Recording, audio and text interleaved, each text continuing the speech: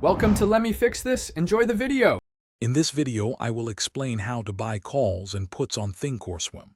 First, understand that a call option gives you the right to buy a stock, while a put option gives you the right to sell it.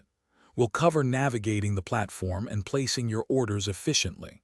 This easy method helps you capitalize on anticipated price movements, whether you expect a stock to go up or down. Let's get started with finding the options chain. Once you're logged into Thinkorswim, navigate to the Trade tab at the top of your screen.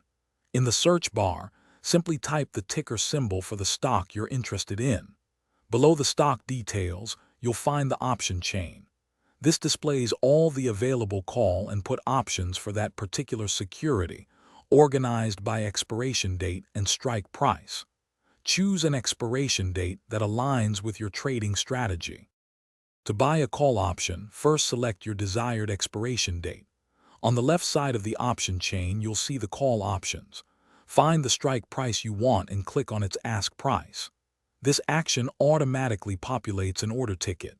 Here, you can specify the number of contracts, choose your order type, like a limit order, and set your desired price.